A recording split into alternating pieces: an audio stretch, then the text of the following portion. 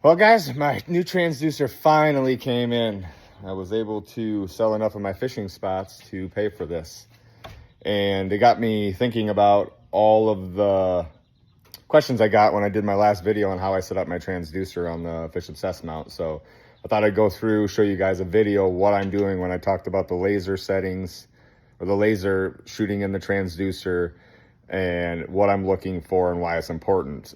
So let's get this rolling. I've already tore the boat apart. I'm putting on the new Active Target 2 now, and let's get to it. All right, so I had to take my stare off so I can look at this in the garage, but if I'm doing all of this work, you know this is really important, guys. So the first thing you want to do is take your laser level, and I'm just making sure my trolling motor shaft is perfectly straight up and down. This is just the starting point. Obviously, this Quest is spot on with the nitro, so I don't have to do anything here. And now I'm going to take this and I'm going to move it over to my transducer and shoot the laser level up the same face, so that I know at least my shaft and the transducer are parallel, shooting straight up and down. All right, so I got this lined up on this seam perfectly from top to bottom. Now I'm going to tip it down and make sure, I'll move this a little bit, but you see how that shoots perfectly up that seam as well?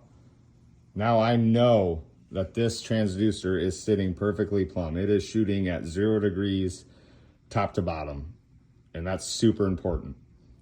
And earlier when I talked about measuring the gap, this is what I'm trying to talk about. Watch as I tighten this top right bolt. I can pull and tip that whole transducer by this. So just when you think you got it eyed up perfectly and then you tighten it, it moves it. So it's very important to watch as you're tightening these and getting everything even and consistent. Hey Siri, how far is a 5-degree change at 30 feet?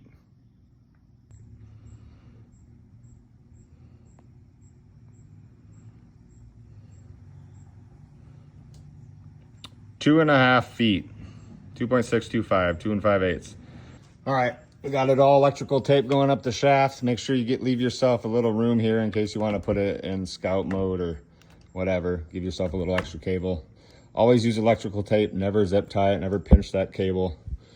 And run it through here so you don't make the $3,000 mistake I did and pinch it off right there. So this is probably the most important tip. Run it through this part. Get it away from this joint so it can't get in there, and you'll save yourself some money. All right, guys, I just finished up here and I started thinking about the math a little bit more.